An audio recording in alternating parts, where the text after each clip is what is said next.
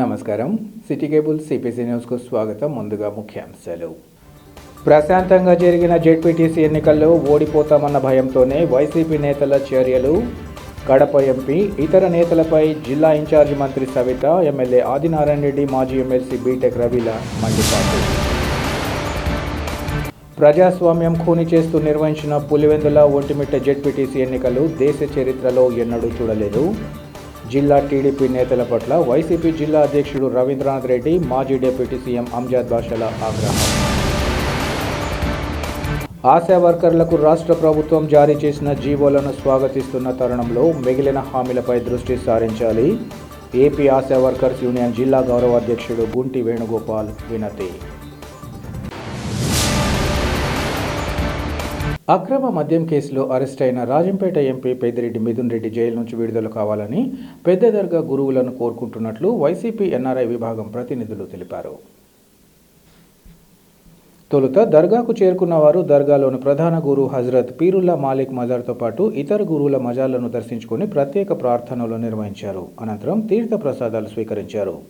ఈ సందర్భంగా వారు మాట్లాడుతూ తమ ఎంపీ మిథున్ రెడ్డిని అన్యాయంగా అరెస్ట్ చేశారని, ఎలాంటి ఆధారాలు లేకుండా కేవలం పెద్దిరెడ్డి కుటుంబంపై కక్ష సాధింపు చర్యల్లో భాగంగానే ఎంపీ మిథున్ రెడ్డిని అరెస్ట్ చేయడం జరిగిందన్నారు. నిజాలు నిలకడ మీద తెలుస్తాయని, పెద్దిరెడ్డి మిథున్ రెడ్డి కడిగిన ముత్యంలా బయటికి వస్తారని వారు ధీమా వ్యక్తం చేశారు. ప్రజలు అన్ని విషయాలు గమనిస్తున్నారని, రాబోయే కాలంలో వారే కూటమి నేతలకు తగిన గుణపాఠం చెబుతారని హెచ్చరించారు. ఈ కార్యక్రమంలో వైసీపీ ఎన్ఆర్ఐ నేత బిహెచ్ ఇలియాస్తో పాటు ఇతర నాయకులు, వైసీపీ మైనార్టీ ప్రతినిధులు పాల్గొన్నారు.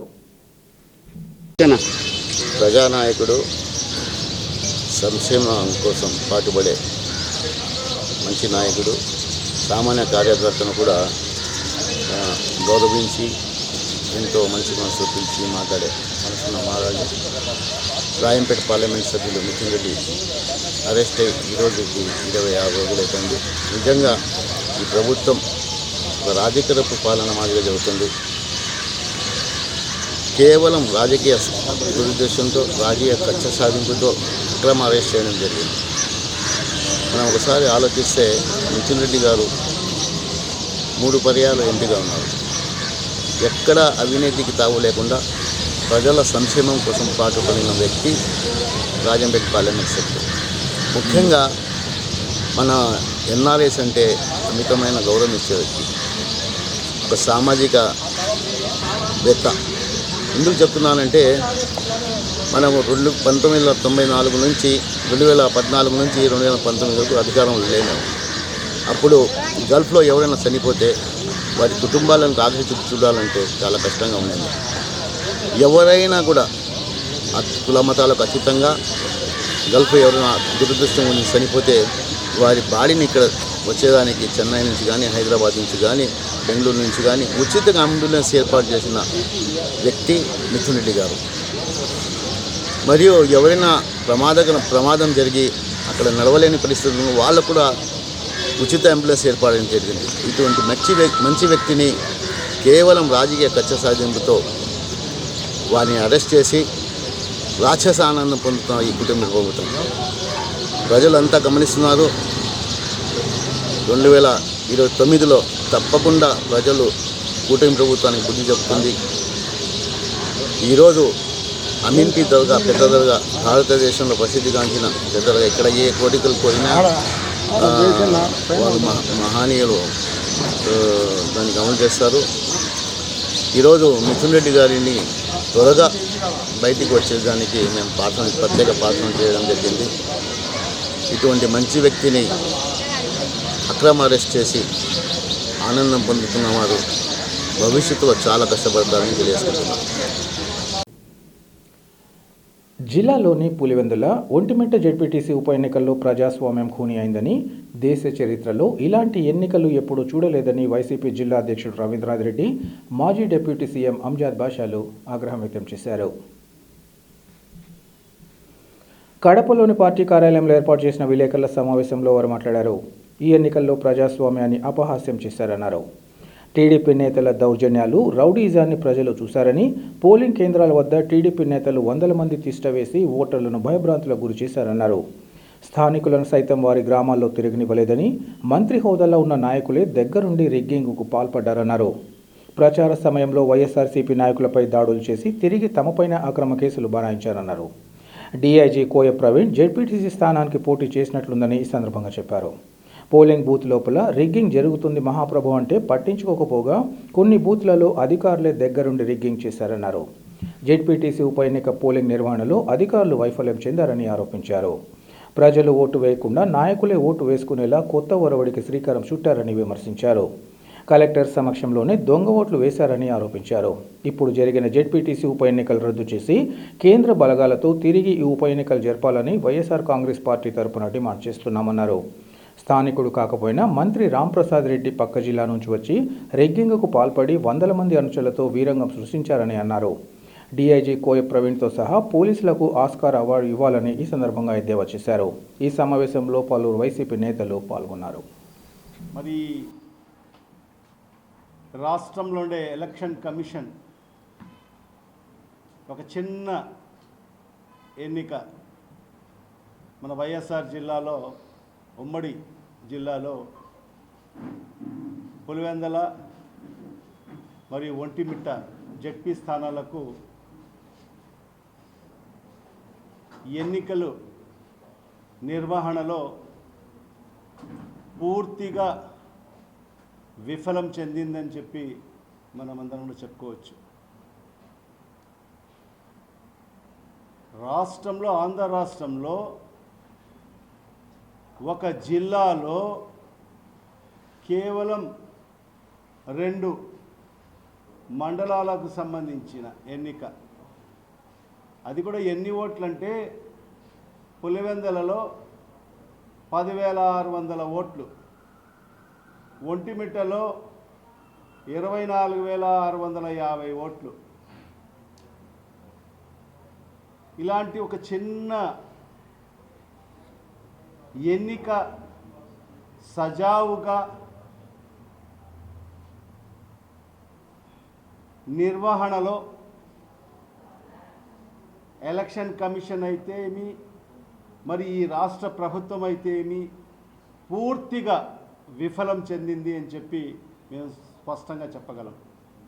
దానికి ఇప్పుడే పెద్దలందరూ కూడా అనేక ఆధారాలు మీకు చెప్పడం జరిగింది. ప్రజాస్వామ్యంలో ప్రజలు ఈ రాజ్యాంగం కల్పించిన హక్కు వాళ్లకు, వాళ్ళ హక్కు, వాళ్ళ ఓటును వాళ్ళు వినియోగించే హక్కు వాళ్ళకు ఉంది. అలాంటి హక్కును కాలరాస్తూ మరి ఎక్కడ ఎన్నిక జరిగితే మరి ఆ ప్రాంత వాసులు ఓటు వేసిన పరిస్థితులు గతంలో మనం చూశాం. ఇప్పటి వరకు ఏ ప్రాంతంలో మరి ఏ గ్రామంలో ఎలక్షన్ జరిగితే మరి ఆ గ్రామ ప్రజలు మరి ఆ వాళ్ళకు సంబంధించిన బూతుల్లో వెళ్ళి ఓటు వినియోగించుంటే పరిస్థితి, సంప్రదాయం మొన్నటి వరకు చూశాం. కానీ నిన్న ఆ సంప్రదాయాన్నే మార్చేశారు. మీకు ఇక్కడ ఓటు వేసే హక్కు లేదు,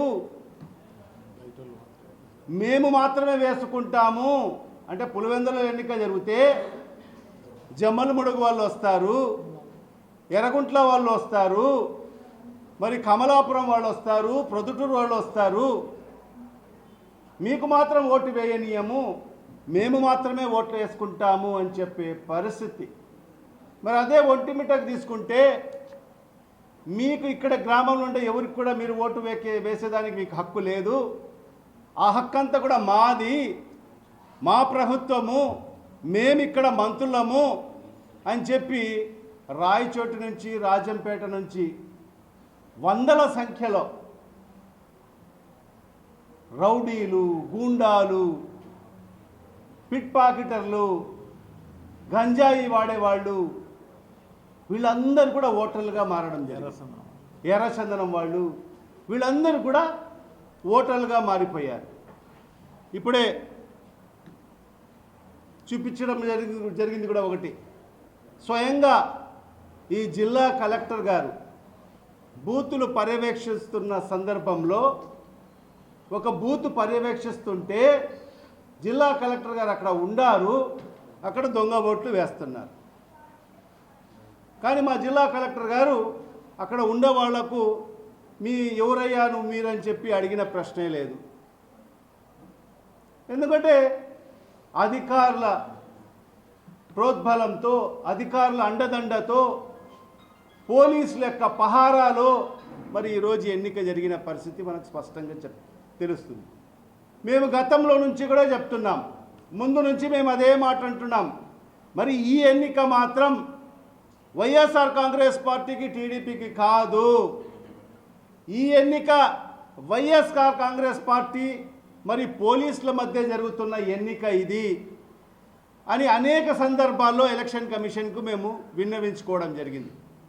కానీ ఈ ఎన్నికల కమిషన్ పెడచెవిన పెట్టి ఎక్కడ కూడా ఏ అధికారుల మీద కూడా ఎలాంటి యాక్షన్ తీసుకోకుండా మరి ఈ ప్రభుత్వ సైగల్లోనే మరి ఎలక్షన్ కమిషన్ కూడా నడుస్తూ మరి ఈ ఎన్నిక ఒక కంటి తడుపు చర్యగా పూర్తి చేయడం జరిగింది. మేము ఇప్పటికి కూడా మా ప్రధానమైన డిమాండ్ ఏంటంటే ఇది ఎన్నిక కాదు, ఇది ఎన్నిక కాదు, దీన్ని పూర్తిగా రద్దు చేయాలి.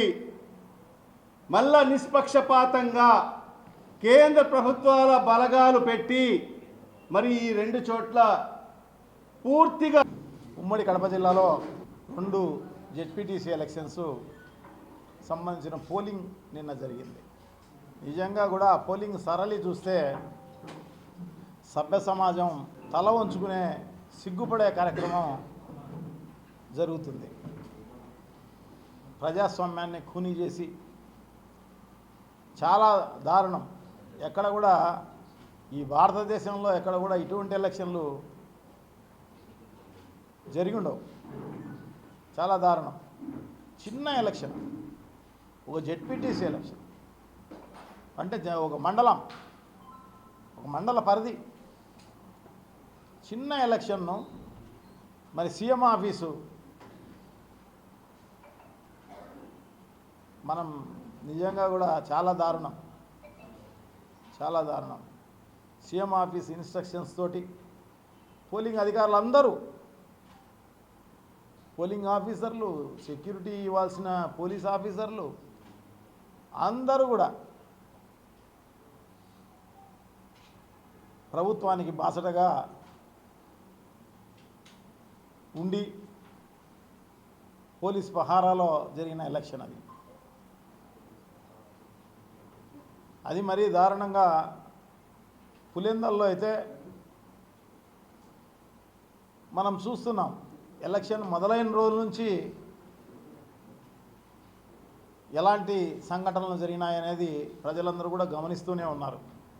ఒక ప్లాన్ ప్రకారం ఒక భయోత్పాతాన్ని సృష్టించాలి అన్న ఉద్దేశంతో, అంటే ఒక ప్లాన్ ప్రకారం రిగ్గింగ్ చేసుకునేదానికి వీలుగా వాళ్ళు ఒక ప్లాన్ ప్రకారం ముందు నుంచి చేసినట్టుగా ఉంది. సంబంధం లేని ప్రజలను కూడా బైండ్ ఓవర్ చేయడం జరిగింది. నాయకులను బైండ్ ఓవర్ చేసినారంటే అర్థం ఉంది.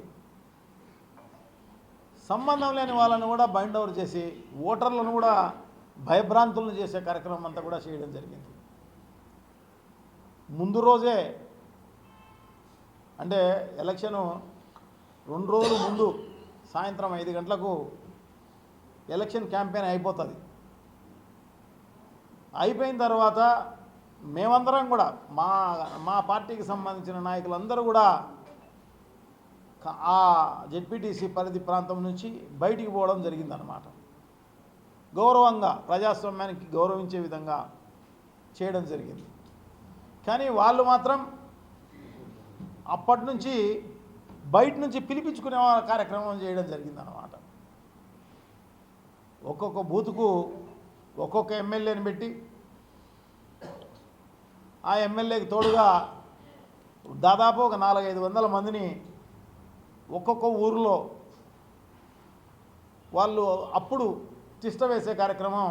అంటే ఏదైతే అందరూ బయటికి పోవాలన్నా 5 గంటలకు సాయంత్రం 2 రోజుల ముందు, సో అప్పటి నుంచి ఆ ఊరిలో తిష్ట వేసే కార్యక్రమం చేయడం జరిగిందన్నమాట. మరి బహిరంగంగా బూతులకు ముందే ఒక పెద్ద షామియానా వేసి ఆ షామియానాలో బహిరంగంగా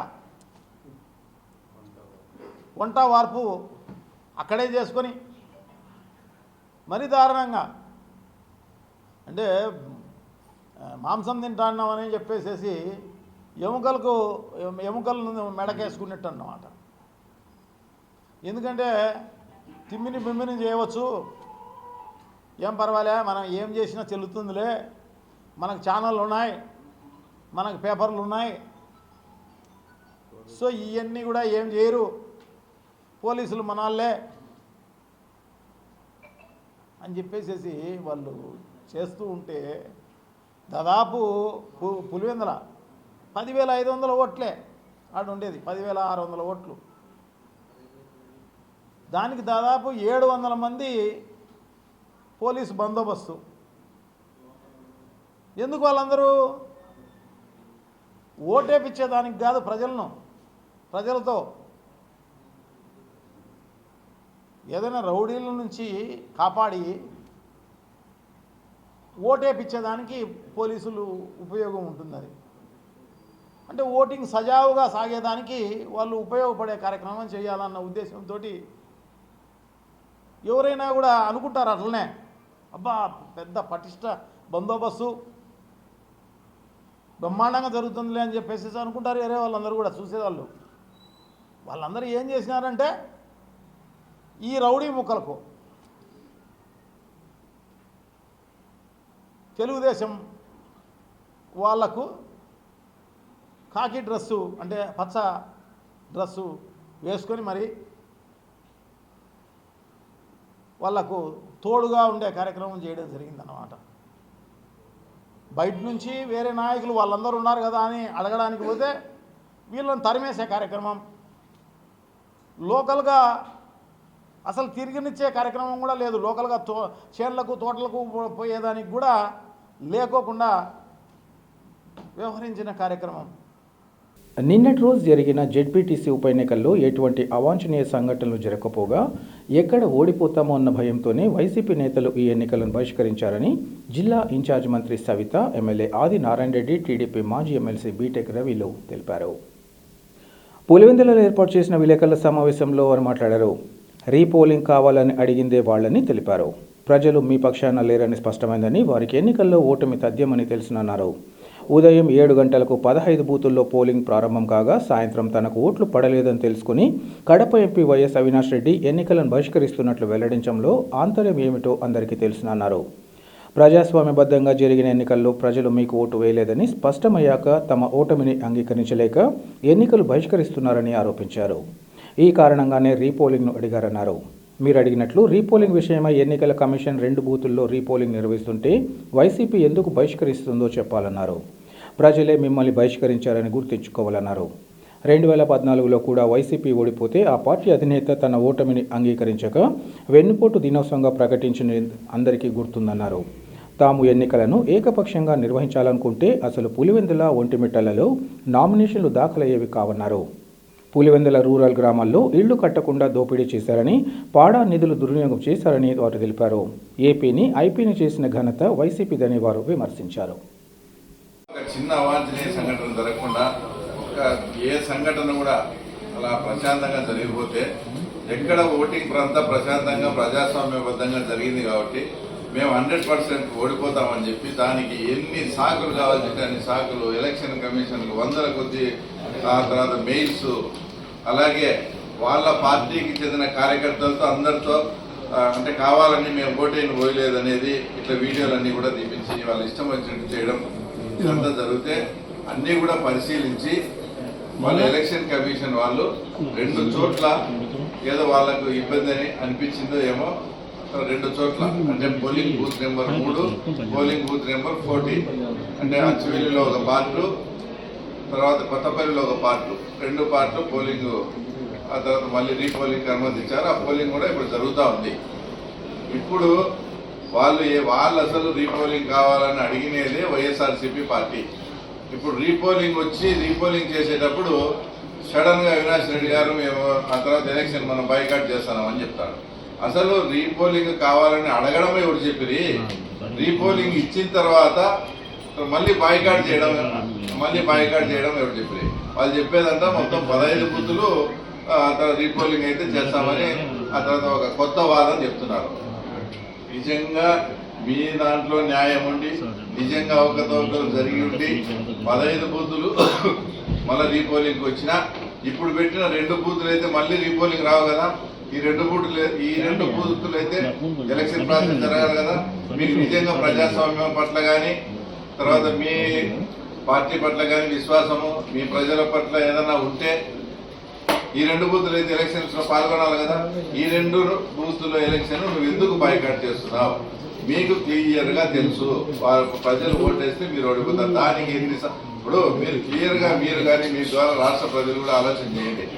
రీపోలింగ్ కావాలనేది వాళ్ళే ఇప్పుడు 2 పెట్టినారు. వాటిలో మీరు పాల్గొనకుండా మీరు బాయ్కాట్ చేసి పారిపోతున్నారంటే దాని అర్థం ప్రజలు మీ వైపు లేరనేదే.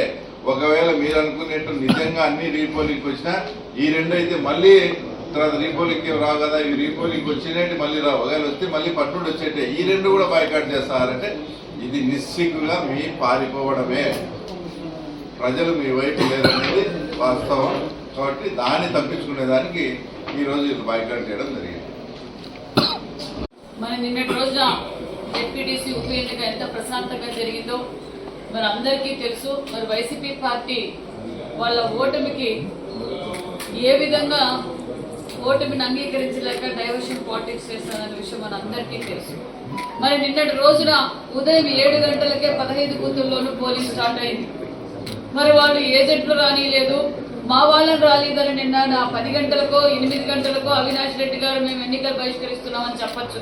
నిన్న సాయంకాలం వాళ్ళంతా ఫీడ్బ్యాక్ తీసుకొని ఎక్కడికక్కడ ఫీడ్బ్యాక్ తీసుకొని మాకు ఓట్లు పడలేదు, ఇంకా పడవు, ప్రజాస్వామ్యబద్ధంగా ఎన్నికలు జరిగాయి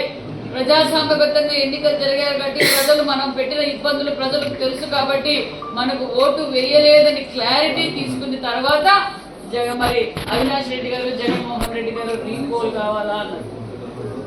మరి రీపోల్ అడిగింది వారు.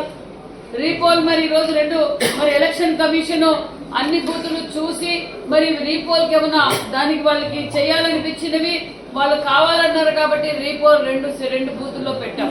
మరి ఈ రోజు మళ్ళీ అవినాష్ రెడ్డి గారు మేము రీపోల్ కి బాయ్కాట్ చేస్తున్నామన్నారు. మేము ఎప్పుడు ఎలక్షన్ పెట్టినా సిద్ధంగా ఉన్నాం. జగన్మోహన్ రెడ్డి గారు, అవినాష్ రెడ్డి గారు, ప్రజలు కూడా అదే విధంగా సిద్ధంగా ఉన్నారు. మరి ఈ రోజు ఇందాక బీటెక్ రవి గారు చెప్పినట్లు ఈ 15 బూతుల్లోనూ మీరు అడిగారు 2 బూతులు రీపోల్ జరుగుతుంది, మళ్ళీ దీన్ని అయితే పెట్టరు కదా. మరి ఎందుకు మీరు దీన్ని బాయ్కాట్ చేస్తున్నారు?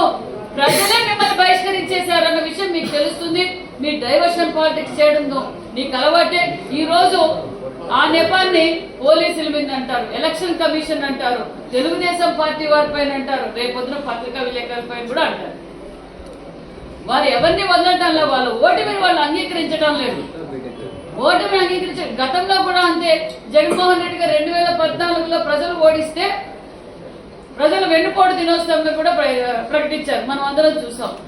నేను తెలియజేసేది ఒకటే, ప్రజలు అంబేద్కర్ రాజ్యాంగాన్ని కోరుకున్నారు. గతంలో ఇక్కడ రాజారెడ్డి పరిపాలన జరిగింది, రాజారెడ్డి రాజ్యాంగంలో పరిపాలన జరిగింది. మాకు రాజారెడ్డి పరిపాలనతో అంబేద్కర్ రాజ్యాంగం కావాలని సహృదయంతో సమయస్ఫూర్తితో ఈ రాష్ట్రం అభివృద్ధి జరుగుతున్న ఎన్డీఏ కూటమి అభ్యర్థి లతారెడ్డి గారికి ఓటేసి వేయించి గెలిపిస్తున్నారన్న విషయాన్ని కూడా మీకు తెలియజేస్తున్నాం. మరి జగన్మోహన్ రెడ్డి గారు, అవినాష్ రెడ్డి గారు నీతులు మాట్లాడుతున్నారంటే నిజంగా చాలా అసలు ఎవరు ప్రజలు జీర్ణించుకోలేకపోతున్నారు. ప్రజాస్వామ్యం గురించి మాట్లాడుతున్నారు. మీడియాలో చెప్పారు పోలీసులు, అవినాష్ రెడ్డి గారు పోలీసులను టీడీపీ వాళ్ళు మమ్మల్ని ఏజెంట్ ఫారాలి లేదని. మేమేకినా ఎలక్షన్ 1 సైడ్ గా చేసుకోవాలనుకుంటే ఒంటిమిట్టిలో 11 నామినేషన్లు పడేటివి కాదు, ఇక్కడ 11 నామినేషన్లు పడేటివి కాదు. మాకు రాజారెడ్డి పరిపాలన వాళ్ళు గతంలో అలాగే చేశారు. రాజారెడ్డి రాజ్యాంగంలో మేము క్లియర్ కట్ గా మేము అంబేద్కర్ రాజ్యాంగాన్ని, చంద్రబాబు నాయుడు గారు ప్రజాస్వామ్యాన్ని ఎలా విధంగా కాపాడుతారో మీకు అందరికీ తెలుసు. ప్రజాస్వామ్యబద్ధంగా మేము ఎన్నికలు నడిపాం. అది ప్రజలకు, మాకు అందరికి, మీకు అందరికీ తెలుసు అన్న విషయం కూడా తెలియజేస్తూ మరి ఎలక్షన్ కమిషన్ ఈ రోజు 2 బూతుల్లో ఎలక్షన్ రీపోలింగ్ కి అనుమతి ఇచ్చారు. రీపోలింగ్ కూడా ప్రశాంతంగా జరుగుతుంది. మరి వాళ్ళకి వేసే వాళ్ళు ఓట్లు వాళ్ళకి ఏనివ్వండి, మాకేసే ఓట్లు మాకు ఇవ్వండి, ప్రశాంతంగా ఎన్నికలు జరుగుతున్నాయన్న విషయం కూడా మీకు అందరికీ తెలియజేస్తున్నాం. రానా సిగ్గులే నీకు, పుట్టికెక్కలేనమో స్వర్గానికి ఎక్కునని చెరువుకు నీళ్ళు పీచలేని పరిస్థితి. పక్కనే 14 కిలోమీటర్లు జీవబడి చెప్పబోతున్నాం. ప్రజాస్వామ్యాన్ని దరిద్రంగా మర్డర్ చేసినారు వివేకానంద రెడ్డి మాదిరి. మేము ప్రజాస్వామ్యాన్ని పద్ధతిలో పరిగెత్తిస్తున్నాం. ఏమనంటే వేసేసాం, నామినేషన్లు అందరూ వేశారు. ఎవరిది న్యాయబద్ధంగా జరిగింది? ప్రజాస్వామ్యం అక్కడే కనపడింది. ఆ రోజే బైకాట్ చేయాలి. మరి ప్రజాస్వామ్యబద్ధంగా మేము 11 నామినేషన్లు వేశారు. వాళ్ళు గతంలో వేసారా, వేయించినారా? వాళ్ళు మాట్లాడలేదు. అసలు మేము 11 నామినేషన్లు వేపించాం. మేము వేపించాం, అందరూ వేసి ప్రజాస్వామ్యబద్ధంగా అందరూ 11 నామినేషన్లు వేశారు. మరి ఇంకా అదే ఆ రోజే బైకాట్ చేయాలి. కానీ ఏమనుకున్నారు? బెదిరిస్తే ఓట్లేస్తారు అనుకున్నారు. ప్రజలు కూడా మార్పు కోరారు. మంచి ప్రభుత్వానికి సహకరిస్తున్నారు. న్యాయ పోరాటం మొన్న రకరకాల విన్యాసం చేశారు, సక్సెస్ అయినారా? ఇప్పుడు న్యాయ పోరాటం ఇప్పుడు ఒకటి కాదు, సుప్రీంకోర్టుకు పోమనండి పోయినాడు కదా ప్రధానికి. సుప్రీంకోర్టు వరకు సిబిఐ కోసం కూడా సిబిఐ కేసులు ఇరుక్కున్నాడు, ఈడీ కేసులో ఇరుక్కున్నాడు, లిక్కర్ కేసులో ఇరుక్కున్నాడు, మళ్ళా శాండ్ కేసులో ఇరుక్కోబోతున్నాడు. ప్రతి దాంట్లో ప్రధాన పాత్ర. ఒకసారి అసెంబ్లీలో ఎస్కోబారు లాంటి వాడని మా సిబిఐ అసెంబ్లీ చెప్తే నేను లేచి అడిగా, సార్ దయచేసి, అతను కూడా బాధపడ్డాడు. అతను ఏదో డ్రగ్స్ అమ్మేవో, మనుషులు చంపేవో, కొందరికన్నా సాయం చేశాడు. ఈ దరిద్రుడు ఎవరికి సహాయం చేయలే. దయచేసి ఆ ఎస్కోబారు బాధపడతాడు కాబట్టి ఆ మాట తీసేయమని అడిగాను. కావాలంటే అసెంబ్లీ రికార్డు పెట్టి ఏంది న్యాయ వ్యవస్థ? న్యాయ వ్యవస్థ ఏం చెప్తుంది? సిస్టమేటిక్గా మేము అనుకుంటే 2 బూతులు మీరు అనుకున్నట్టుంటే ఆ 2 బూతులు కూడా ఇయ్యం. వాళ్ళు చట్టబద్ధంగా ఏ చిన్న పొరపాటు పడినా చెక్ చేసుకొని ఇచ్చారు. ఎలక్షన్ జరుగుతుంది, ఎందుకు బాయ్కాట్ అంట. మొన్ననే అనుకోండి బాయ్కాట్ అని.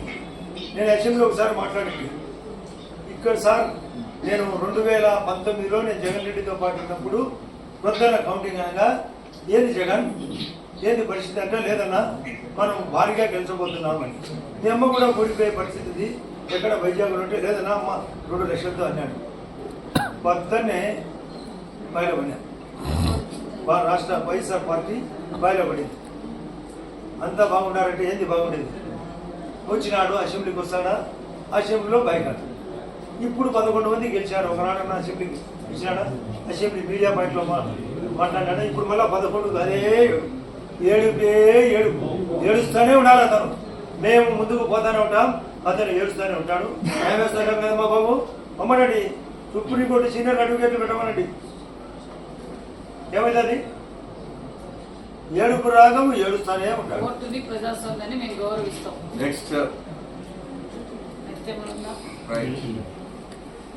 ఆశా వర్కర్లకు సంబంధించి 3 అంశాలకు సంబంధించి రాష్ట్ర ప్రభుత్వం జీవోలను జారీ చేయడాన్ని స్వాగతిస్తున్నామని, ఈ క్రమంలో మిగిలిన హామీలపై కూడా ప్రభుత్వం దృష్టి సారించాలని ఏపీ ఆశా వర్కర్స్ యూనియన్ జిల్లా గౌరవ అధ్యక్షులు గుంటి వేణుగోపాల్ కోరారు. ఆశా వర్కర్లకు సంబంధించి రాష్ట్ర ప్రభుత్వం 3 జీవోలను జారీ చేసిన సందర్భంగా స్థానిక ఏఐటీసీ కార్యాలయంలో ఆశా వర్కర్లు కేక్ కట్ చేసి ప్రభుత్వానికి కృతజ్ఞతలు తెలిపారు.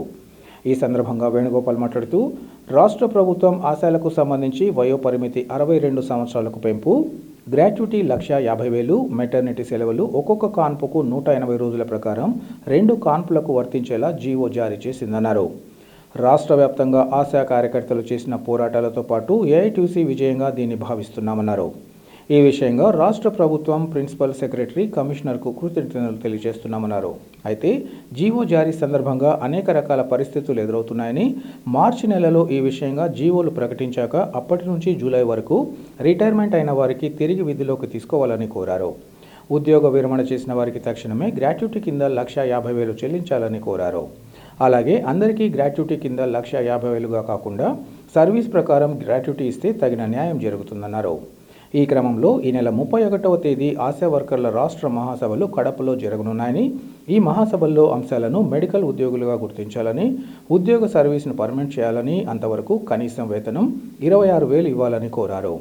ఉద్యోగ భద్రత, ఈఎస్ఐ, పీఎఫ్ సౌకర్యం కల్పించాలని కోరుతూ భవిష్యత్తు కార్యాచరణ రూపొందిస్తామని వారు తెలిపారు.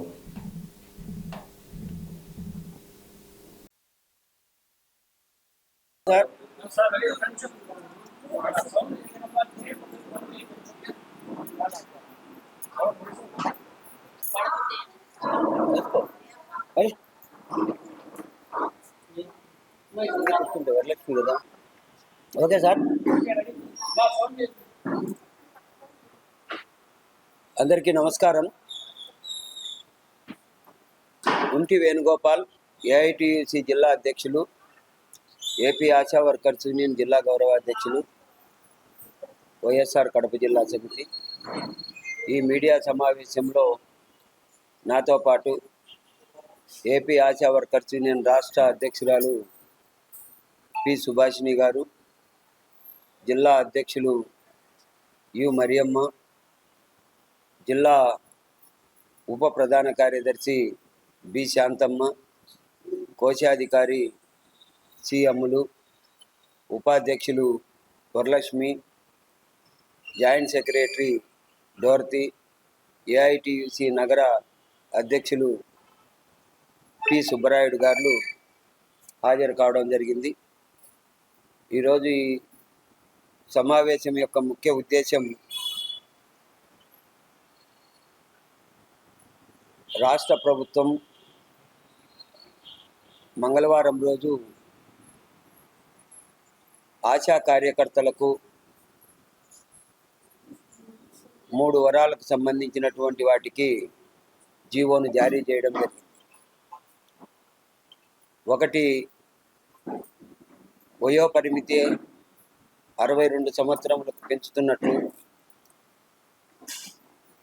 గ్రాడ్యుటీ 1,50,000 రూపాయలు,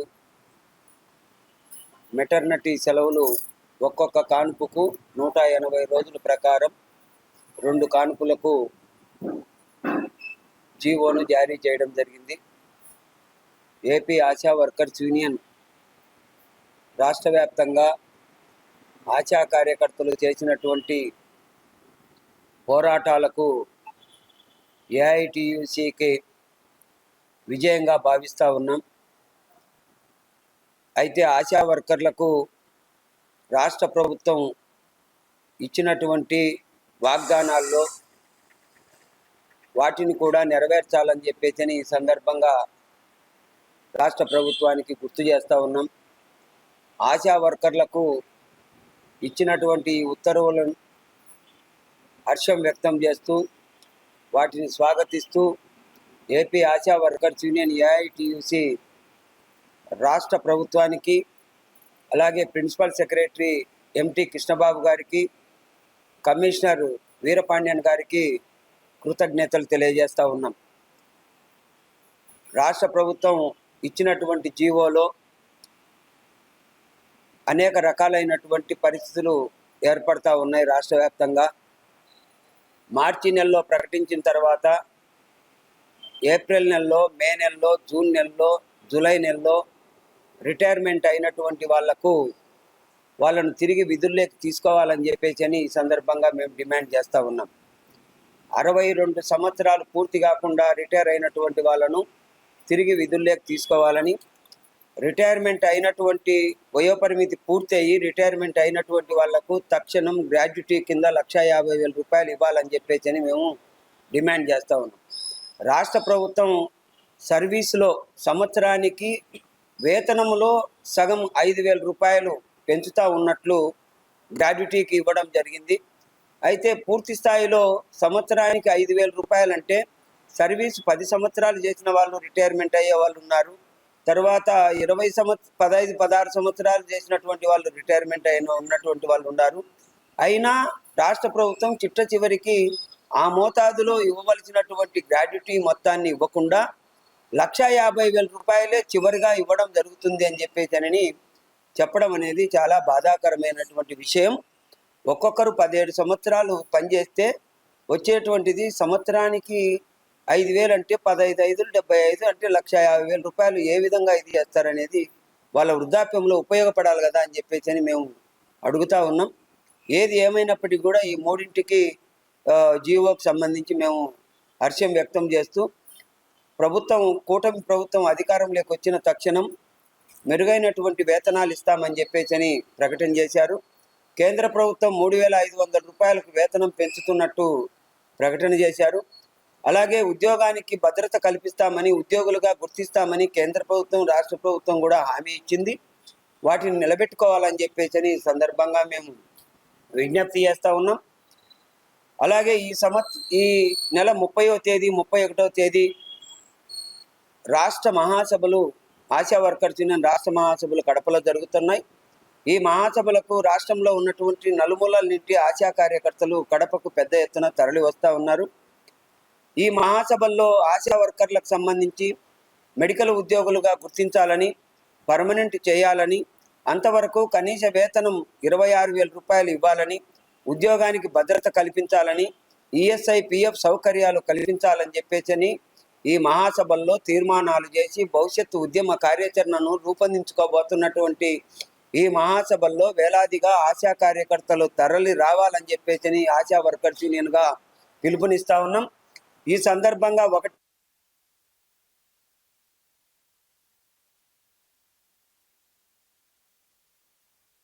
వార్తలు ముగించే ముందు ముఖ్యాంశాలు మరోసారి. ప్రశాంతంగా జరిగిన జెడ్పీటీసీ ఎన్నికల్లో ఓడిపోతామన్న భయంతోనే వైసీపీ నేతల చర్యలు. కడప ఎంపీ ఇతర నేతలపై జిల్లా ఇన్ఛార్జి మంత్రి సవిత, ఎమ్మెల్యే ఆదినారాయణ రెడ్డి, మాజీ ఎమ్మెల్సీ బీటెక్ రవిల మండిపాటు. ప్రజాస్వామ్యం ఖూని చేస్తూ నిర్వహించిన పులివెందుల ఒంటిమిట్ట జెడ్పీటీసీ ఎన్నికలు దేశ చరిత్రలో ఎన్నడూ చూడలేదు. జిల్లా టీడీపీ నేతల పట్ల వైసీపీ జిల్లా అధ్యక్షుడు రవీంద్రనాథ్ రెడ్డి, మాజీ డిప్యూటీ సీఎం అంజాద్ బాషాల ఆగ్రహం. ఆశా వర్కర్లకు రాష్ట్ర ప్రభుత్వం జారీ చేసిన జీవోలను స్వాగతిస్తున్న తరుణంలో మిగిలిన హామీలపై దృష్టి సారించాలి. ఏపీ ఆశా వర్కర్స్ యూనియన్ జిల్లా గౌరవ అధ్యక్షుడు గుంటి వేణుగోపాల్ వినతి. సిటీ కేబుల్ సిపిసి న్యూస్ ఇంతటితో సమాప్తం. నమస్కారం.